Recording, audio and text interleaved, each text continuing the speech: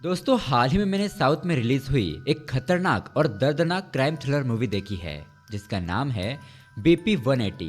इस फिल्म को डायरेक्ट किया है JPG ने और IMDb पर मिले है इसे 8.1 आउट ऑफ 10। ये मूवी बहुत ही इंटरेस्टिंग है तो वीडियो को लास्ट तक जरूर देखना। और दोस्तों अगर आप हमारे चैनल पर नए आए हो तो वीडियो को लाइक करके चैनल को सब्सक्राइब भी जरूर करना। तो चलिए अब शुरू करते हैं आज की कहानी। कहानी की शुरुआत में हमें एक महिला को दिखाया जाता है जो कि अपनी तैयारी करके काम के लिए निकल रही होती है। इस महिला का नाम होता है थंगम, जो कि एक बहुत बड़ी गवर्नमेंट डॉक्टर होती है। दरअसल दोस्तों ये डॉक्टर बहुत ही ईमानदार और उसूलों की पक्की होती है, कोई भी नियम नहीं तोड़ती, हमेशा अपना कर्म पूरे ईमानदारी के साथ करने में विश्वास करती है और इसी वजह से शहर में उसका बहुत बड़ा नाम होता है। आज तक उसने बहुत सारे लोगों की जानें बचाई थी और पूरा शहर उसकी इज्जत करता है। अब यहाँ पर डॉक्टर थंगम को उसके साथ काम करने वाली दूसरी डॉक्टर जेनिफर मिलती है और हम देखते हैं कि वो दोनों ही ऑटो में बैठकर हॉस्पिटल में जाने लगती है। अब उसके बाद दोस्तों सीन शिफ्ट होता है समंदर के पोर्ट के पास, जहाँ पर बहुत सारे लोग मछली का धंधा करते हैं।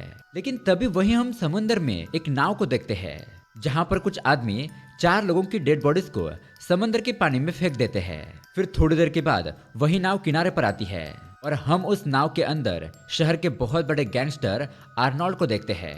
उसके शर्ट पर लगा हुआ खून हमें ये बता रहा था कि इसने ही उन 4 लोगों को मारकर उनकी लाशें समंदर में फेंकी थी। यानी कि ये एक बहुत ही खतरनाक आदमी होता है, जो भी उसके रास्ते में आता है वो उसे खत्म कर देता है। अब हम देखते हैं वो नाव से बाहर आता है तो वहां पर जोसेफ नाम का उसका एक साथी उससे मिलने के लिए आता है और ये एक एक्स MLA रह चुका है। वो आर्नोल्ड को बताता है कि दूसरे पार्टी के लोगों ने एक मीटिंग रखी है, 20 लाख की डील का मामला है और वो लोग तुमसे ही मिलकर बात करना चाहते हैं। अब यहाँ पर आर्नोल्ड पहले तो मना कर रहा होता है कि मुझे और भी कुछ काम है, तुम इस मामले को निपटा दो। लेकिन जोसेफ उससे कहता है कि वो लोग तुम्हारे बिना ये डील पक्की नहीं करेंगे, इसलिए तो मैं तुम्हें बुलाने के लिए आया हूँ। दरअसल उन्होंने ऐसी शर्त ही रखी है। तो फिर वो कहता है ठीक है चलो मैं तुम्हारे साथ आता हूँ। और वो दोनों कार में बैठकर थोड़ी देर ड्राइव करने के बाद एक बड़े से गोदाम में पहुंचते हैं। अब यहाँ पर हम देखते हैं कि कुछ पार्टी के लोग मौजूद होते हैं जो कि एक डील करने के लिए यहाँ पर आए थे। अब यहाँ पर बातचीत शुरू हो जाती है, लेकिन तभी अचानक आर्नोल्ड के ही पार्टी का एक आदमी उसका विरोध करने लगता है। वो कहता है कि हमेशा तुम अपने ही करते हो और ज्यादा कमीशन लेते हो, लेकिन इस बार मैं ऐसा नहीं होने दूंगा। मैं तुम्हें खत्म करके इस समंदर का अकेला राजा बनूंगा। ऐसा कहकर वो अपने आदमियों को तुरंत ही गोदाम का शटर बंद करने के लिए कहता है। तो वो लोग वैसा ही करते हैं और आर्नोल्ड को मारने के लिए हथियार निकालने लगते हैं। दरअसल दोस्तों ये इन लोगों ने पहले ही ट्रैप बिछा दिया था जिसमें आर्नोल्ड को फंसाकर मारने की साजिश की गई थी और उस एक्स MLA को भी इसके बारे में कुछ भी पता नहीं था। वो भी ये सब कुछ देखकर एकदम से घबरा जाता है। अब ये दोनों अपने साथ अपने साथियों को तो लेकर नहीं आए थे, तो उसे लगता है कि अब ये लोग यहाँ पर फंस गए और मारे जाएंगे। लेकिन ये आर्नोल्ड एक बहुत ही खतरनाक बंदा होता है। वो तुरंत ही उन लोगों से फाइट करने लगता है, उन्हीं लोगों के हथियार छीनकर उन्हें काट कर मारने लगता है और वो अपने साथी जोसेफ और वो खुद को सही सलामत बाहर निकालता है। थोड़ी देर के बाद उसके लोग वहां पर पहुंचते हैं और लाशों को ड्रम में भरकर समंदर में फेंक देते हैं। अब उसके बाद दोस्तों हमें हॉस्पिटल का सीन दिखाया जाता है। यहाँ पर हम डॉक्टर थंगम और जेनिफर को देखते हैं। हॉस्पिटल में सीनियर डॉक्टर उन दोनों को बुलाकर बताती है कि संजय सर का ये हर रोज का हो गया है, वो 2 दिन से काम पर ही नहीं आए हैं और मुझे यहाँ पर ट्रेनिंग के लिए दूसरे हॉस्पिटल में जाना होगा। आज तो लगभग हमारे हॉस्पिटल में 150 से भी ज्यादा पेशेंट है। देखो मैं जल्द से जल्द वापस आने की कोशिश करूंगी, तब तक तुम दोनों यहाँ हॉस्पिटल का ख्याल रखना, सारे पेशेंट को अच्छे तरीके से संभालना। इस तरह से सीनियर डॉक्टर उन दोनों को ऑपरेशन थिएटर और पेशेंट की जिम्मेदारी सौंपकर वहां से चली जाती है। फिर हम देखते हैं लंच टाइम होता है और ये दोनों खाना खाने के लिए बैठती है। तभी हॉस्पिटल के बाहर एक लड़का बहुत शोर मचा रहा था। उसका शोर सुनकर थंगम उस पर गुस्सा हो जाती है। वो उसे बुलाकर डांटने लगती है, कहती है कि तुम यहाँ हॉस्पिटल के बाहर क्यों चिल्ला रहे हो? क्या हॉस्पिटल में शांत रहना होता है, ये तुम्हें पता नहीं है? अब दोस्तों इस लड़के का नाम होता है राजू और वो तो डॉक्टर थंगम की बातें सुनकर चुप ही हो जाता है। उसे बात करते हुए देखते ही रहता है, यानी कि एक तरह से वो उसे लाइक करने लगा था और वो उसकी डांट खाकर वहां से चला जाता है। खैर अब उसके अगले सीन में हमें स्टैलियन नाम के एक लड़के को दिखाया जाता है जो कि कुछ पौधों का निरीक्षण कर रहा था। ये भी एक सरकारी ऑफिसर होता है और डॉक्टर थंगम का छोटा भाई होता है। तभी हम देखते हैं उसकी छोटी बहन सिरी उसे कॉल करती है। उसे कहती है कि भैया तुम यहाँ पर कब आओगे? स्टैलियन बताता है कि मैं अगले हफ्ते आने वाला हूँ तुम लोगों से मिलने के लिए और तुम्हारे लिए ढेर सारे गिफ्ट भी लेकर आऊंगा। इस तरह से वो सिरिका और बाकी लोगों का हालचाल पूछकर कॉल को कट कर देता है। अब उसके बाद दोस्तों हम मालती नाम की एक लड़की को देखते हैं। वो संतोष नाम के एक लड़के को कॉल करती है और वो बहुत ही घबराई हुई लग रही थी। वो संतोष से कहती है कि मैं बस स्टॉप पर आ रही हूँ, तुम तुरंत ही वहाँ पर पहुँच जाओ। संतोष उसे कहता है कि ये तुम क्या बोल रही हो और अचानक ही तुमने क्या डिसाइड कर दिया। मालती उसे कहती है कि वो सब मैं तुम्हें वहाँ पर पहुँचने के बाद बताऊंगी, बस तुम जल्द से जल्द बस स्टॉप पर पहुंचो। तो संतोष उसे पूछता है कि तुम कैसे आ रही हो। वो बताती है कि मैं स्कूटी लेकर आ रही हूँ। अब संतोष को चिंता होती है और वो उसे कहता है रुक जाओ, मैं ही वहां पर आता हूँ। लेकिन मालती उसे कहती है कि कोई जरूरत नहीं है, मैं स्टेशन पर आती हूँ, तुम वहीं पर आ जाओ। ऐसा कहकर वो कॉल कट कर देती है और अब ये दोनों स्टेशन की तरफ जाने के लिए निकलते हैं। अब उसके बाद सीन शिफ्ट होता है शहर के बहुत बड़े नेता करुणा सिंह के घर पर। वो यहाँ पर अपने कुछ लोगों से बात करता है और एक पार्टी के फंक्शन के लिए जाने के लिए निकलता है। आर्नोल्ड उसे कॉल करता है और पूछता है कि तुम फंक्शन में आ रहे हो ना, तो वो हाँ कह देता है। अब उसके बाद हम रास्ते पर एक आदमी को देखते हैं जो कि एक छोटी लड़की को स्कूटी से ले जा रहा होता है, लेकिन बीच रास्ते में उसे एक फोन आता है और वो फोन पर बात करते हुए बिजी हो जाता है। गाड़ी चलाते समय उसका ध्यान नहीं रहता और तभी साइड से एक ट्रक गुजरने लगता है। वो ट्रक अचानक ही उसके सामने आने की वजह से उसका बहुत ही बड़ा एक्सीडेंट हो जाता है। अब वहाँ से सीन शिफ्ट होता है शहर के दूसरे बड़े नेता अरुण भाई के घर पर। वो अपने घर पर अपनी बेटी मालती की फोटो देख रहा होता है, वही मालती जो स्कूटी लेकर गई थी। उसकी पत्नी उसे चाय लाकर देती है, फिर वो चाय पीकर फंक्शन के लिए जाने के लिए निकलता है। अब रात को हम देखते हैं एक जगह पर ये सभी नेता लोग फंक्शन में जमा हो जाते हैं। यहाँ पर नाच गाना होता है और थोड़ी देर के बाद अरुण भाई वहाँ से जाने लगता है। तो हम देखते हैं आर्नोल्ड भी उसके पीछे पीछे जाता है। तो यहाँ पर अरुण भाई अपने लोगों से कहता है कि तुम गाड़ी लेकर चले जाओ, मैं थोड़ी देर में आता हूँ। फिर वो आर्नोल्ड की गाड़ी में बैठकर उसे डांटने लगता है क्योंकि उसने बहुत सारे लोगों को मारा था और अब उसका जवाब इसी नेता अरुण भाई को देना होगा क्योंकि ये आर्नोल्ड उसके लिए काम करता है। यानी कि दोस्तों जरूरत के समय अरुण भाई ने आर्नोल्ड की बहुत मदद की थी और उसे अपने धंधे में पार्टनर भी बनाया था और आर्नोल्ड भी अरुण भाई को बहुत मानता है। वो यहाँ पर उससे माफी मांगता है और आइंदा ऐसा कुछ करने से पहले मैं याद रखूंगा ऐसा कहकर बात को सुलझा देता है। फिर आर्नोल्ड किसी काम से दूसरे शहर में जाने लगता है। अब उसके बाद हम एक पुलिस वाले को देखते हैं जो कि कुछ लोगों को पीट रहा था।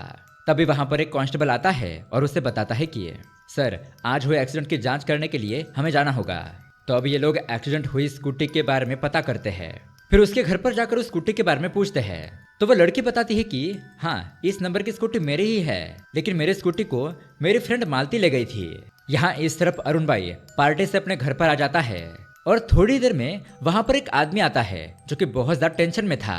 वो अरुण भाई से कहता है कि सर बहुत बड़ी घटना हो गई है, आपको जल्द से जल्द मुत्थू भाई ने अपने घर पर बुलाया है। उसकी बात सुनकर अरुण भाई भी परेशान हो जाता है और उसे पूछता है कि तुम इतने घबराए हुए क्यों हो, बताओ क्या हुआ है। लेकिन वो आदमी कहता है कि कुछ नहीं, मैं आपको वहां पर जाकर ही बताऊंगा। तो अरुण भाई उसके गाड़ी में बैठता है और वो लोग जाने लगते हैं। लेकिन वो आदमी उसे मुत्थु स्वामी के घर पर नहीं बल्कि पुलिस स्टेशन पर लेकर आता है। अब पुलिस स्टेशन को देखकर अरुण भाई को लग रहा था कि उसके आदमी ने कुछ गलत काम कर दिया है, इसीलिए उसे पुलिस ने पकड़ लिया और वो खुद को छुड़ाने के लिए उसे यहाँ पर लेकर आया है। लेकिन दोस्तों अरुण भाई जब अंदर जाकर पुलिस ऑफिसर से बात करता है तो उसे यहाँ पर एक बहुत ही दर्दनाक बात पता चलती है। वो ऑफिसर उसे एक पर्स दिखाता है और दरअसल दोस्तों ये पर्स अरुण भाई की ही बेटी मालती की होती है। दरअसल दोस्तों आज दोपहर को रोड पर हमने जो बच्चे का एक्सीडेंट होते हुए देखा था, तो उस वक्त उस ट्रक वाले ने अचानक ही ब्रेक लगा दिया था और उसी ट्रक के पीछे मालती भी स्कूटी लेकर आ रही थी। अचानक उसका भी बैलेंस बिगड़ गया और वो भी उस ट्रक से जाकर टकरा गई, जिसकी वजह से मालती की वहीं पर मौत हो गई। अब वहीं दूसरी तरफ हम आर्नोल्ड को देखते हैं। उसे उसके दो दुश्मनों के बारे में पता चल जाता है जो कि किसी दूसरे शहर में एक घर में छुपकर बैठे थे और आर्नोल्ड को मारने की साजिश कर रहे थे। लेकिन आर्नोल्ड तो उनका प्लान समझकर तुरंत ही उनके घर पर हमला कर देता है। वो वहां पर पहुंचकर उन लोगों को काट कर मार देता है। अब यहाँ इस तरफ अरुण भाई को अपनी बेटी के बारे में पता चलता है तो वो तुरंत ही गवर्नमेंट हॉस्पिटल पहुंचता है जहाँ पर उसकी बेटी को एडमिट किया गया था। बहुत ढूंढने पर उसे मॉर्चरी रूम मिलता है जहाँ पर उसकी बेटी की लाश को रखा गया था। वो यहाँ पर अपनी बेटी को मरा हुआ देखकर फुट फुट कर रोने लगता है। तभी हम देखते हैं वहां पर वो एक्स एमएलए भी आ जाता है और ये भी उसका ही आदमी था। फिर अरुण भाई आर्नोल्ड को कॉल करके उसकी बेटी की मौत के बारे में बताता है तो वो आर्नोल्ड भी दुखी हो जाता है क्योंकि दरअसल आर्नोल्ड भी मालती को अपनी ही बेटी समझता था। अब यहाँ हॉस्पिटल में पुलिस इस एक्सीडेंट केस की फाइल बनाकर सीनियर डॉक्टर को दे देती है। लेकिन इतने में वहाँ पर वो एक्स एमएलए अपने लोगों के साथ पहुँचता है। सीनियर डॉक्टर से कहता है कि देखिए मैडम, हमें इस केस को आगे नहीं बढ़ाना है, इसलिए हमें तुरंत ही उस लड़की मालती की बॉडी को दे दो। उसके पिता भी यही चाहते हैं। लेकिन वहाँ पर मौजूद डॉक्टर थंगम उनसे कहती है कि देखो, पोस्टमार्टम सिर्फ संदिग्ध मौत होने पर ही नहीं होता। एक्सीडेंट, आत्महत्या, मर्डर, इस तरह के सभी केसेस में पोस्टमार्टम करना जरूरी होता है। और अगर कोई स्पेशल केस होता है तभी पोस्टमार्टम को थोड़ी देर के लिए टाला जा सकता है। इसलिए हमें अपना काम करने दो, और मेरे जैसे चीफ डॉक्टर को धमकाओगे तो तुम्हारे खिलाफ पुलिस कंप्लेंट भी हो सकती है। तो ये सारे रूल्स रेगुलेशन है और इसको मैं फॉलो जरूर करूंगी। ये पोस्टमार्टम तो होकर ही रहेगा। ऐसा कहकर वो वहां से चली जाती है। लेकिन ये देखकर वो एक्स एमएलए भड़क जाता है। कहता है कि तुम लोग मेरी बात नहीं मानोगे, अब देखो मैं क्या करता हूँ। तो वहीं पर अरुण भाई भी आर्नल्ड को कॉल करता है। वो उसे बताता है कि ये लोग मेरी बेटी का पोस्टमार्टम करने वाले हैं, लेकिन मैं नहीं चाहता कि मेरी बेटी का पोस्टमार्टम हो। मेरे मना करने के बाद भी ये लोग मेरी बात नहीं मान रहे। मैं नहीं चाहता कि मेरी बेटी के शरीर की काटपीट हो। देखो, किसी भी हालात में मेरी बेटी का पोस्टमार्टम नहीं होना चाहिए। तुम तुरंत यहाँ पर आ जाओ। आर्नल्ड कहता है कि आप चिंता मत कीजिए, मैं 10 मिनट में कुछ करता हूँ। अब वो दूसरे शहर में होता है और हॉस्पिटल की तरफ आने के लिए निकलता है। रास्ते में वो बहुत बड़े नेता करुणा सिंह को कॉल करता है और उसे सारी बात बताकर डॉक्टर को पोस्टमार्टम करने से रोकने के लिए कहता है। तो फिर क्या था, वो नेता अपनी सारी ताकत लगा देता है, बड़े बड़े ऑफिसर को कॉल करता है। फिर हम देखते हैं एक पुलिस ऑफिसर डॉक्टर थंगम को धमकाने के लिए आता है। लेकिन फिर भी डॉक्टर थंगम पीछे नहीं हटती, उसकी धमकियों से नहीं डरती। अब उसके बाद वो एक्स एमएलए अपने कुछ लोगों को इकट्ठा करता है, तुरंत ही हॉस्पिटल के बाहर बुलाकर यहाँ पर हमला बोल देता है। लेकिन तभी हम देखते हैं एक पुलिस की टीम भी उन्हें रोकने के लिए आ जाती है। वो लोग हॉस्पिटल पर पत्थरबाजी करने लगते हैं। तो ये सब कुछ देखकर हॉस्पिटल का पूरा स्टाफ बहुत घबरा जाता है। लेकिन डॉक्टर थंगम हिम्मत करके सब लोगों को हौसला देती है और वहां पर काम करने वाले एक आदमी को सारे लाइट्स ऑफ करने के लिए कहती है और वो खुद पोस्टमार्टम करने के लिए रूम में चली जाती है। यहाँ पर हम देखते हैं कि वो सभी नेता लोग बहुत परेशान हो गए थे कि उनके पास इतनी पावर होने के बावजूद भी वो कुछ नहीं कर पा रहे, एक गवर्नमेंट डॉक्टर को नहीं रोक पा रहे। इसलिए वो सभी लोग बहुत गुस्सा हो जाते हैं। अब थोड़ी देर के बाद हम देखते हैं कि डॉक्टर थंगम पोस्टमार्टम करके उस केबिन से बाहर आती है और उसके चेहरे के एक्सप्रेशन से ऐसा लग रहा था कि मानो पोस्टमार्टम रिपोर्ट में कोई गंभीर बात सामने आई हो। वो अपने स्टाफ के पास जाती है तो वहाँ पर जेनिफर उसे पूछती है कि तुम इतनी परेशान क्यों लग रही हो, क्या हुआ? तो डॉक्टर थंगम बहुत ही शॉकिंग बात बताती है कि भगवान हमारे सामने कैसी कैसी परिस्थितियां खड़े करते हैं। यहाँ पर 2 जानें चली गई। वो लड़की मालती 3 महीने की प्रेग्नेंट थी और एक्सीडेंट में उन दोनों की मौत हो गई। और इस घटना से डॉक्टर थंगम भी बहुत दुखी हो जाती है। वहीं पर हम उस नेता अरुण भाई को देखते हैं, उससे भी अपनी बेटी मालती के बारे में सब कुछ पता चल जाता है। तो वो और फुट फुट कर रोने लगता है। आर्नल्ड को कॉल करके बता देता है कि यहाँ पर इन लोगों ने मेरी बेटी का पोस्टमार्टम कर दिया और उसके साथ ये सब कुछ हुआ है। फिर हम देखते हैं आर्नल्ड तुरंत ही डॉक्टर थंगम का नंबर पता करके उसे कॉल करता है। वो उसे धमकाने लगता है कि मैंने तुम्हें कहा था कि पोस्टमार्टम मत करना, लेकिन फिर भी तुमने किया। अब मैं इस बात को जाने दे रहा हूँ, बस तुम मालती की जो भी रिपोर्ट आई है उसे किसी को भी मत दिखाओ और सीधे वो रिपोर्ट मुझे भेज दो, वरना मुझसे बुरा कोई नहीं होगा। लेकिन डॉक्टर थंगम यहाँ पर कोई भी जवाब नहीं देती। इससे आर्नल्ड और भी भड़क जाता है और उसे गालियां देने लगता है। कहता है कि अगर तुमने मेरी बात नहीं मानी तो मैं वहां पर आकर तुम्हें मार डालूंगा। मेरे बारे में तो तुम जानते ही हो, पूरे शहर में मेरा नाम है कि मैं कितना खतरनाक गैंगस्टर हूँ। आज तक पुलिस भी मुझे पकड़ नहीं पाई और तुम्हारा नामो निशान भी मिट जाएगा और किसी को पता भी नहीं चलेगा। अब थंगम उसकी ये सारी बातें सुन लेती है। फिर हॉस्पिटल के बाहर जाकर उसे कहती है कि तुम फिलहाल काशीवाड़ा में हो, बस से यहाँ पर आओगे तो 45 मिनट लगेंगे और कार से आओगे तो 25 मिनट। अगर तुम्हारे अंदर दम है तो यहाँ पर मेरे सामने आकर बात करो। मुझे पता है तुमने आज तक कितने ही लोगों को अपने फायदे के लिए मारा है, लेकिन मैं तुमसे नहीं डरती। तुम्हारा भी अंजाम एक दिन वही होगा जो तुमने लोगों के साथ किया है। ऐसा कहकर वो फोन कट कर देती है। लेकिन अब यहाँ पर आर्नल्ड को ये सारी बातें बर्दाश्त नहीं होती। वो उसे और गाली देने लगता है। कहता है कि अब तू देख मैं तेरा क्या हश्र करता हूँ। अब यहाँ पर डॉक्टर थंगम के पास जेनिफर आती है और उसे कहती है कि थंगम मुझे बहुत ज्यादा डर लग रहा है। डॉक्टर थंगम उसे कहती है कि हमें डरने की कोई जरूरत नहीं है, हमने सिर्फ हमारा काम किया है। अगर हम पोस्टमार्टम ही नहीं करते तो ये सारी बातें पता ही नहीं चलती है। इस तरह से अब वो रिक्शा बुलाकर उसमें बैठकर अपने घर चली जाती है। फिर अगले दिन हम देखते हैं आर्नोल्ड अपने साथी एक्स एमएलए से मिलता है और उसके साथ हॉस्पिटल की तरफ जाने लगता है।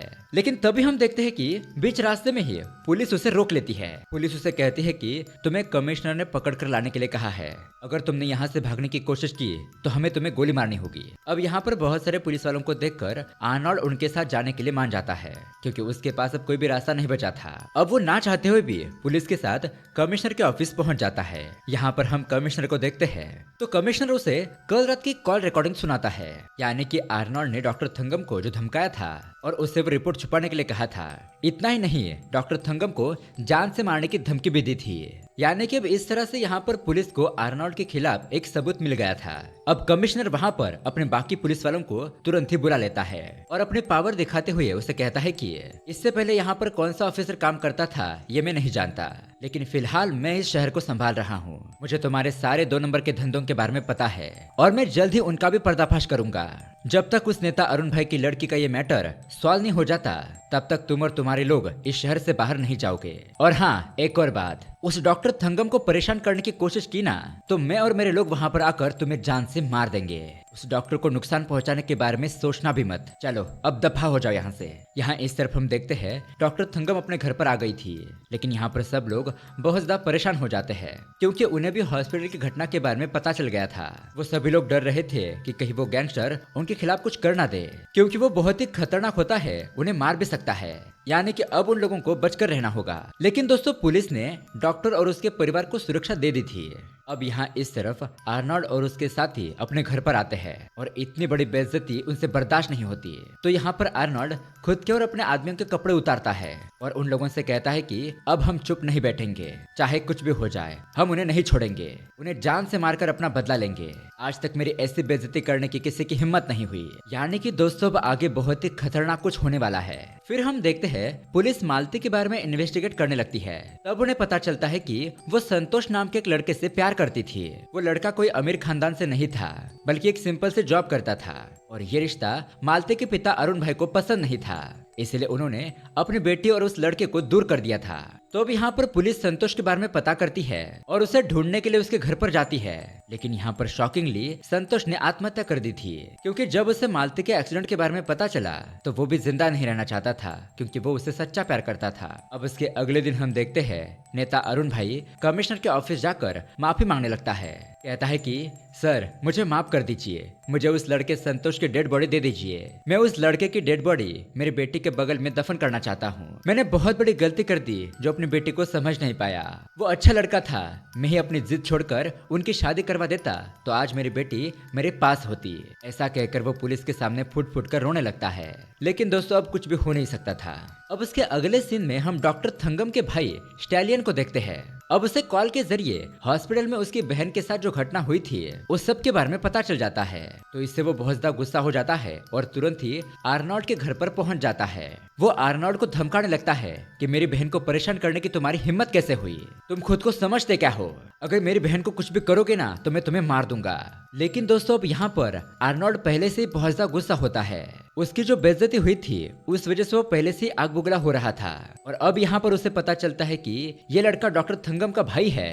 तो वो बिना कुछ सोचे समझे एक नुकीली चीज लेकर उसका गला ही काट कर स्टेलियन को मार देता है। यहाँ इस तरफ हॉस्पिटल में हम देखते हैं डॉक्टर थंगम एक महिला की डिलीवरी कर रही होती है। और दोस्तों, ये सीन इतना खतरनाक और कष्टदायी होता है कि इस सीन को मुझसे देखा भी नहीं जा रहा था। लेकिन डॉक्टर थंगम अच्छी तरीके से ऑपरेशन करती है और बच्चे की सेफली डिलीवरी करवा देती है। इस प्रोसेस में उसके मुंह पर पूरा खून बिखर जाता है, लेकिन फिर भी वो घबराती नहीं है। अच्छी तरीके से ऑपरेशन सक्सेसफुल करती है, उस माँ और बच्चे की जान बचाती है। यानी कि दोस्तों, वो कितनी काबिल डॉक्टर है ये हमें पता चलता है। अब दोस्तों, डॉक्टर थंगम को तो उसके भाई के साथ क्या हुआ है ये बात अभी तक पता नहीं चली थी। उसके बाद हम देखते हैं आर्नोल्ड यहाँ पर डॉक्टर थंगम के सभी परिवार के लोगों पर नजर रखने लगता है और डॉक्टर थंगम को रवि नाम का एक लड़का जो लाइक करता था, तो आर्नोल्ड और उसके लोग उस लड़के को पकड़कर पुल से ही नीचे गिरा देते हैं और डॉक्टर थंगम की छोटी बहन सिरी को ये लोग किडनैप कर लेते हैं। अब उसके बाद हम सिरी को एक बंद कमरे में देखते हैं। सिरी यहाँ पर बहुत घबराई हुई थी, उसे समझ नहीं आ रहा था कि वो यहाँ पर कैसे पहुंची। तभी हम देखते हैं उस कमरे में अचानक टीवी शुरू हो जाता है और यहाँ पर डॉक्टर थंगम हॉस्पिटल से घर की तरफ जाने के लिए निकलती है। उसकी सुरक्षा में 2 पुलिस ऑफिसर भी होते हैं, लेकिन उन लोगों के पीछे आर्नोल्ड के लोग भी होते हैं जो कि उसकी वीडियो बना रहे थे और वही वीडियो यहाँ टीवी पर सिरी को दिख रही थी। अब आर्नोल्ड यहाँ पर सिरी को धमकी देता है कि मैं जैसा कहता हूँ तुम्हें वैसा ही करना होगा, वरना हम तुम्हारी बहन को जान से मार देंगे।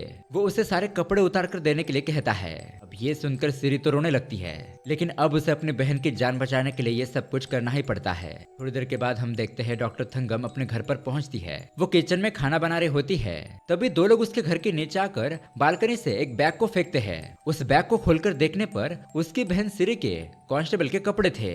ये देखकर डॉक्टर थंगम समझ जाती है कि उसकी बहन मुसीबत में है। तो उसकी सुरक्षा के लिए जो पुलिस ऑफिसर वहाँ पर होते हैं वो उन लोगों को ये बात तुरंत ही बता देती है। लेकिन अब थोड़ी ही देर में उसकी बहन घर पर वापस आ जाती है। दरअसल ये सब कुछ आर्नोल्ड ने डॉक्टर थंगम को डराने के लिए किया था। वो दिखाना चाहता था कि वो कितना खतरनाक है। अब उसके बाद हम देखते हैं आर्नोल्ड कमिश्नर को समंदर किनारे बुलाता है। उसे कहता है कि मुझे तुमसे कुछ बातचीत करनी है, मैं तुमसे बातचीत करके इस मैटर को निपटाना चाहता हूँ। तो थोड़ी देर के बाद हम देखते हैं कमिश्नर समंदर के किनारे उससे मिलने के लिए आ जाता है। तभी यहाँ पर हम देखते हैं आर्नोल्ड अपने लोगों को इशारा करता है। फिर उसके कुछ लोग 2 नाव में से कपड़ा हटाते हैं तो उसमें से बहुत सारे बलून हवा में उड़ने लगते हैं। तो वहाँ समंदर के किनारे थोड़ी दूर पर जितने भी लोग होते हैं वो सभी लोग उन बलून्स की तरफ देखने लगते हैं। लेकिन तभी यहाँ पर आर्नोल्ड एक रस्सी का फंदा बनाकर कमिश्नर के गले में डाल देता है और समंदर के अंदर उसके 2 आदमी नाव पर बैठे होते हैं।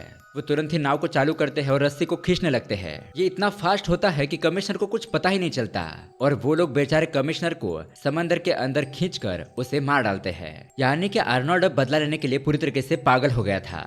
अब उसके बाद हम यहाँ पर डॉक्टर थंगम को देखते हैं। वो हॉस्पिटल में काम कर रही होती है, लेकिन तभी उसे इन सब के बारे में पता चल जाता है कि आर्नोल्ड ने उसके भाई को मार दिया है और कमिश्नर भी कहीं लापता हो गया है। अब ये सब कुछ पता चलने के बाद डॉक्टर थंगम भी थोड़ी हिल जाती है। खतरनाक आदमी से कैसे सामना किया जाए ये उससे कुछ समझ नहीं आ रहा था, लेकिन वो हिम्मत करती है, ठान लेती है कि इस गैंगस्टर को उसकी असलियत दिखानी ही पड़ेगी, उसकी सारी हेकड़ी निकालनी ही पड़ेगी। अब रात को हम देखते हैं आर्नोल्ड और उसका ड्राइवर कहीं पर जा रहे होते हैं, लेकिन तभी अचानक उसके ड्राइवर को उल्टी आने लगती है। वो गाड़ी को रोकता है और साइड में जाकर उल्टी करने लगता है। तो वहीं पर 2 बुजुर्ग लोग उसे देखते हैं और उस ड्राइवर को थोड़ा संभालते हुए आगे ले जाते हैं। अब वो ड्राइवर पानी मांग रहा था तो दादी आसपास पानी ढूंढने लगती है। वो आर्नोल्ड के पास जाती है और उसे बताती है कि वहाँ पर एक लड़का उल्टी कर रहा है, उसके लिए पानी की बोतल दो। अब कार में पानी की बोतल होती है तो आर्नोल्ड उसे दे देता है, लेकिन तभी शॉकिंगली वो महिला आर्नोल्ड के चेहरे पर स्प्रे करती है जिससे कि वो तुरंत ही वहीं पर बेहोश हो जाता है। अब सिरी कुछ पुलिस वालों के साथ वहां आसपास ही मौजूद थी। ये लोग तुरंत ही उस गाड़ी को ढक देते हैं ताकि उस ड्राइवर को कुछ पता ना चल सके। फिर ये लोग दूसरी गाड़ी को बुलाकर उस गाड़ी को खींचकर उस जगह से दूसरी तरफ ले जाने लगते हैं। अब दोस्तों थोड़ी देर के बाद हमें मॉर्चरी रूम का सीन दिखाया जाता है। दरअसल पुलिस वालों ने आर्नोल्ड के घर पर जाकर तलाशी ले ली थी और उन्हें डॉक्टर थंगम के भाई की लाश मिल गई थी और वो उसे हॉस्पिटल लेकर आ गए थे। अब यहाँ पर हम देखते हैं मॉर्चरी रूम में डॉक्टर थंगम को अपने ही भाई का पोस्टमार्टम करना था। यहाँ पर उसके हाथ कांप रहे थे, वो बहुत दुखी थी, लेकिन हिम्मत करके वो पोस्टमार्टम करती है। फिर वो एक लड़की का भी पोस्टमार्टम करती है। और दोस्तों अब यहाँ पर आता है एक बहुत बड़ा ट्विस्ट। तभी हम आर्नोल्ड को पोस्टमार्टम सर्जरी के ऊपर लटका हुआ देखते हैं। उसे पूरी तरीके से बांध दिया गया था और ये सब कुछ पोस्टमार्टम देखने के लिए मजबूर किया गया था। अब पोस्टमार्टम देखकर तो आर्नोल्ड की रूह ही कांप जाती है। उसने आज तक इतने सारे लोगों को मारा तो था, लेकिन इस तरह की मारकाट उसने देखी नहीं थी। डॉक्टर थंगम वहां से जाते वक्त आर्नोल्ड को नीचे उतरने के लिए कहती है। अब उसे नीचे उतरने के बाद हम देखते हैं आर्नोल्ड को बहुत बड़ा सदमा लग चुका था। वो पागलों की तरह हरकतें करने लगता है। खून देखते ही उसे डर का एहसास होने लगता है। यानी कि दोस्तों जब हम पोस्टमार्टम करने का बोलते हैं, लेकिन उसे करने के लिए डॉक्टर को कितनी हिम्मत चाहिए होती है। और जो भी पोस्टमार्टम रिपोर्ट में आता है उसकी सच्चाई रखकर ही काम करना पड़ता है, जो कि हमें यहाँ पर इस डॉक्टर के जरिए दिखाया गया है। और डॉक्टर थंगम अपना बहुत कुछ गंवा कर भी ईमानदारी से काम करती है और यहाँ पर हम देखते हैं उस आर्नोल्ड को उसके किए की सजा मिल चुकी थी, यानी कि आज के बाद वो किसी को भी तंग करने से पहले 100 बार सोचेगा। और दोस्तों इसी नोट पर ये कहानी यहीं एंड हो जाती है। तो दोस्तों ये कहानी आपको कैसी लगी हमें कमेंट करके जरूर बताइएगा। साथ ही ऐसे ही अमेजिंग मूवी देखने के लिए हमारे चैनल को सब्सक्राइब जरूर कीजिए। चलिए मिलते हैं अगली वीडियो में। Keep watching.